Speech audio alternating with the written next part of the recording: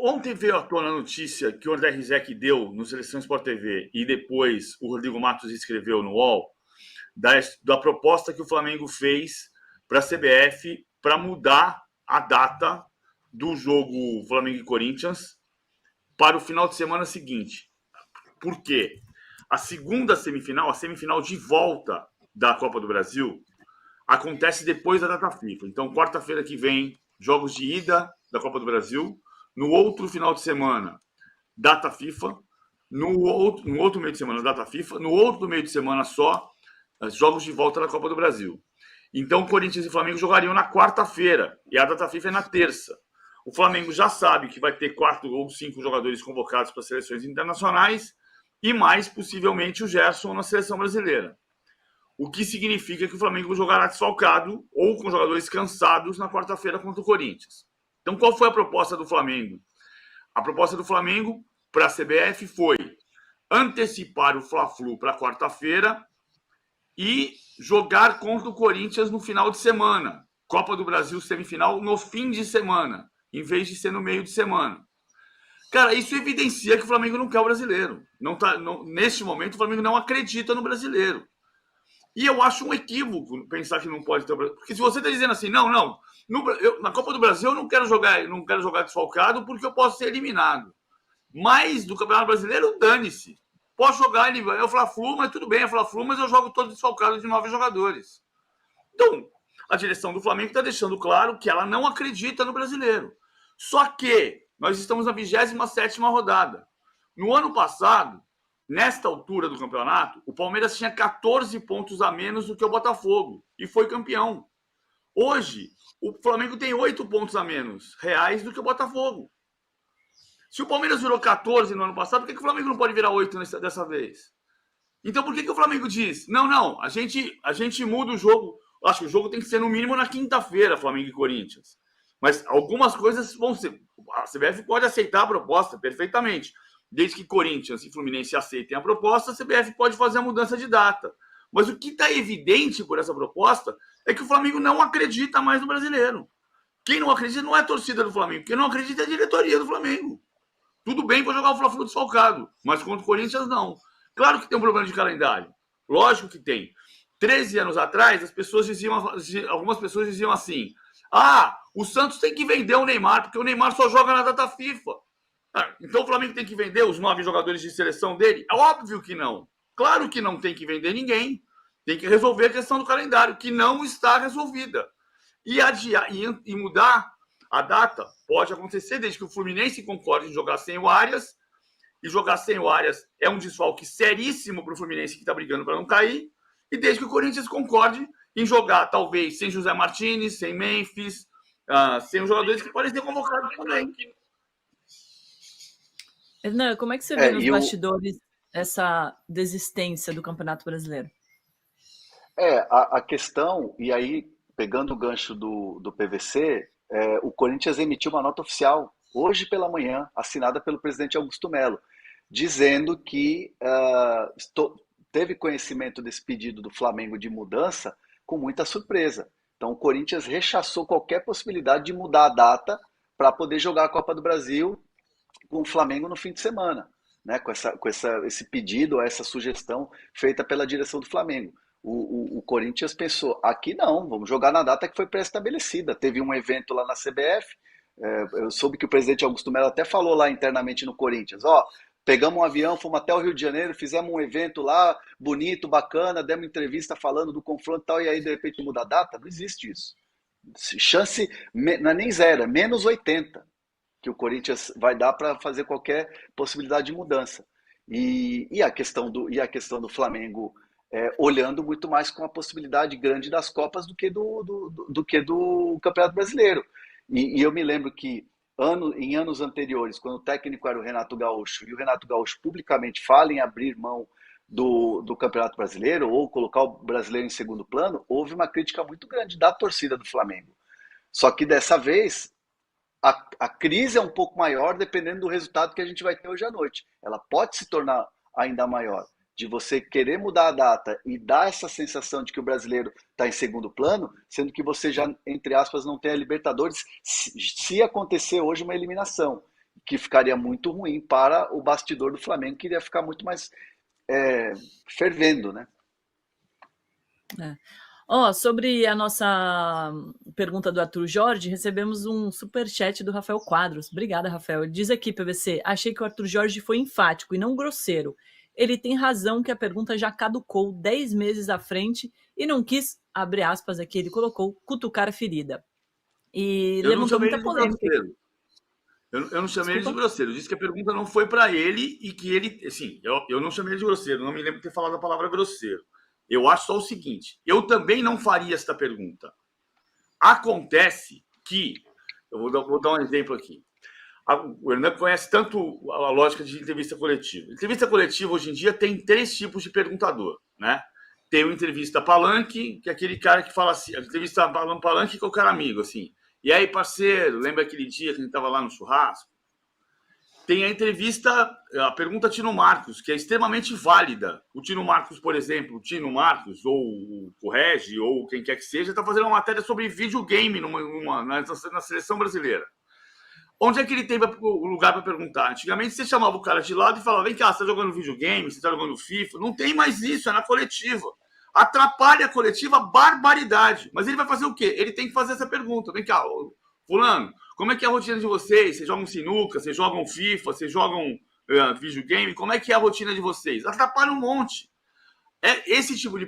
Tem a pergunta, que você quer uma resposta. Tipo, por que você tirou o William Gomes com 36 minutos do primeiro tempo?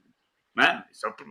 Por quê? Porque ele vai explicar, porque eu estava aguardando o Luciano como uma surpresa. Pergunta do caso para o Zubeldia. No caso do Kaique Silva, ele pode ter discutido com... Nem foi o que aconteceu, mas ele poderia ter discutido, por exemplo, fazer uma matéria sobre o retorno do Marlon Freitas à condição de ídolo. E onde é que ele vai fazer essa pergunta? Ele vai fazer, você vai parar o treino na coletiva. Então aí, eu não faria... Também acho que a pergunta caducou. Só que quem tem que decidir se a pergunta caducou ou não caducou é o repórter com seu editor. Porque ele pode ter uma matéria para fazer sobre o Marlon Freitas. E nesse caso, acho que o Arthur Jorge poderia ter deixado que o homem que foi perguntado respondesse. Porque a pergunta não foi endereçada a ele, Arthur Jorge. Mas eu não estou falando que ele foi grosseiro. Estou dizendo que ele não compreendeu o trabalho do jornalista. Tem muitas divisões aqui de opiniões no nosso chat. O Lucas Nakamura falando que grosseria é fazer gesto obsceno, não tentem igualar por baixo. O Pedro Sodré falando que o Arthur Jorge está cansado dessa mesma pergunta se repetindo volta e meia nas coletivas. Tem a Rose Aguiar também falando, se fosse outro técnico, kkk, dizer que está usando a mesma moeda é pacabá, Domitila. Pacabá é uma gíria jovem? Será que eu não conheço pacabá? Não, para acabar é antiga, né? Isso aí é para acabar com o mundo, né? Isso é para acabar. É que nem um cotô. Você sabe um cotô? Sabe um cotô? Um cotô. Mas aí é mineiro, cotô, né? Para acabar não sei se é mineiro. Roseguiar, por favor, se posicione aqui. Para acabar é da onde? Agora, para acabar com o sossego do flamenguista, Jorge Jesus deu a entender, André Hernan, que toparia uma seleção brasileira aí. O Jorge Jesus é uma figura extraordinária. É um cara que sabe muito bem pautar a imprensa, né? Eu gosto muito do Jorge Jesus, tá? Eu sou um fã declarado aqui do JJ. Acho ele top. O Jorge Jesus deu entrevista para a Bola. Não, sou muito fã do Jorge Jesus. Não, mesmo porque também nem sou flamenguista, mas se eu fosse flamenguista, talvez seria uma viúva, o couro estaria na turma das viúvas, certamente. Das viúvas, eu estaria também. O Jorge Jesus deu entrevista para o jornal lá em Portugal, A Bola, e aí tem uma manchetona ali, bonita, dizendo que a seleção brasileira faz parte dos planos de JJ, né? Ele está no Al Hilal, ele tem contrato, ele está vencendo lá, é o técnico do Neymar, aliás, aguarda o Neymar para 2025 no começo do ano. Então, assim, o Jorge Jesus sabe que ele falando isso, e não estou tirando o desejo dele, que acho que qual técnico do mundo não gostaria de pegar a seleção brasileira, tirando o Carlo Ancelotti, que não quis, é, é, acho que ele sabe que isso também dá uma repercussão. Isso traz reverbera não só na imprensa brasileira, como a gente está aqui discutindo, mas entre os torcedores, né? E obviamente há um respeito total aqui ao Dorival Júnior, ao trabalho do Dorival. Acho que o Dorival tem totais condições de ser técnico da seleção brasileira, como vai fazer a convocação amanhã. Mas eu, como torcedor da seleção brasileira, se a seleção não tivesse treinador e de repente aparecesse a oportunidade de Jorge Jesus, eu iria buscar no aeroporto. Pago o carro de aplicativo, inclusive. O que seria um Brafla? Não, um Aerobra? Aerobra? Aeromister. Aeromister. Aqui na nossa enquete, você gostaria do Jorge Jesus na seleção? 74% dizem que sim. Eu também, eu sou dos que sim, talvez não agora, né? Não para demitir ninguém agora, mas eu acho que sim, você, PVC.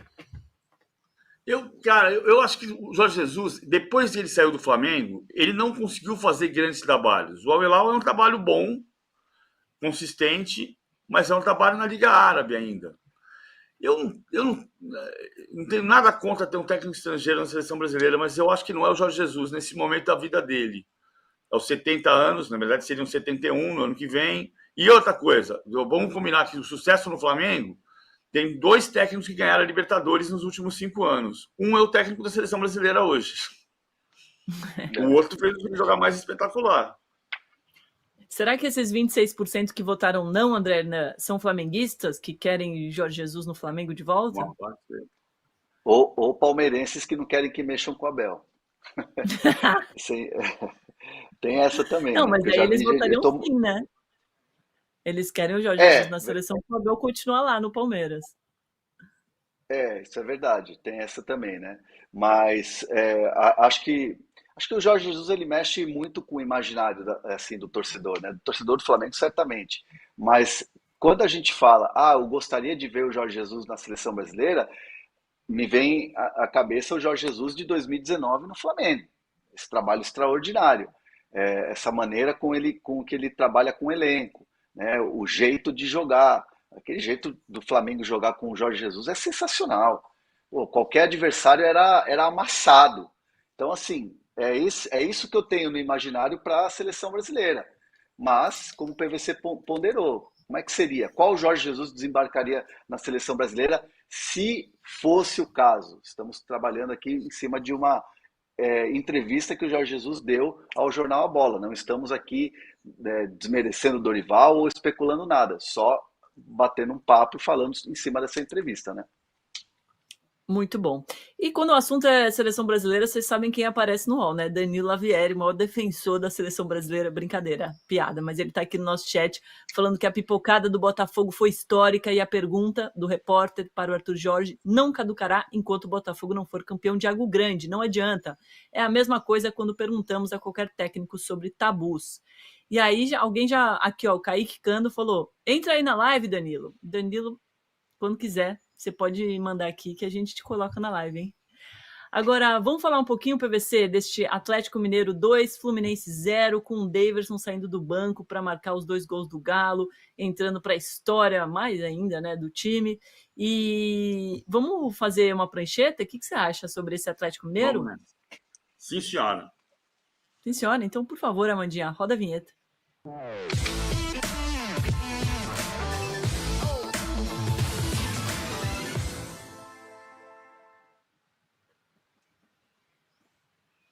Olha aqui. Como foi diferente o jogo de ontem no Maracanã? A gente sabia que seria. Ele abriu, o Milito abriu o Scarpa na direita e o Arana na esquerda. E por causa disso, sem o Fluminense fazer linha de 5, o Arias tinha que voltar marcando o Arana muitas vezes aqui atrás. Porque, como o Fluminense jogava com 2 linhas muito próximas, com 12 metros, o Milito abria o time nos 68 metros de largura. e com isso expandia a defesa do Fluminense, abria a defesa do Fluminense e foi massacrando o Fluminense com 25 finalizações a 3. Era assim, com Scarpa, Paulinho, Hulk, Bernard e Arana. Até os 44 minutos do primeiro tempo, quando o Bernard veio desarmar aqui no campo de defesa e sofreu uma lesão. Aí o Milito fez a alteração, o jogo estava 0-0, mas o Atlético muito melhor, fez a alteração mais surpreendente, que foi tirar o Hulk daqui, colocar o Hulk aqui na direita, tirar o Arana daqui, jogar o Arana aqui para a esquerda e colocar o Daverson na frente. Minha primeira impressão foi que ele tinha aniquilado o Hulk. Por quê? Porque o Hulk ia ter que jogar de ponta direita. E no primeiro lance do segundo tempo, ele quase fez pênalti no jogo Barbosa aqui atrás. Acontece que ele treinou, né? Então, eu disse até, ele vai matar o Hulk desse jeito, porque o Hulk tem 38 anos. O Hulk jogou de ponta muitas vezes no Porto, na Seleção Brasileira de 2014, ele fazia essa função. Só que o Hulk tinha 28, 27, e hoje ele tem 38. Então, a minha impressão é de que ia dar errado. Rapidamente, 10 minutos depois, o Hulk construiu a primeira jogada pela direita e o Daverson quase marcou. Logo depois, o Scarpa veio para o fundo, fez o cruzamento e o Daverson fez o gol. E no final do jogo, num lance em que o Fluminense reclamou de falta, que para mim não existiu, o Hulk constrói a jogada, faz o cruzamento e o Daverson faz 2-0. Então, deu muito certo. Essa tentativa do Milito deu muito certo. Por que deu certo? Porque ele treinou. Ontem à tarde tinha um boato de que o Rubens podia jogar no lugar do Bernard.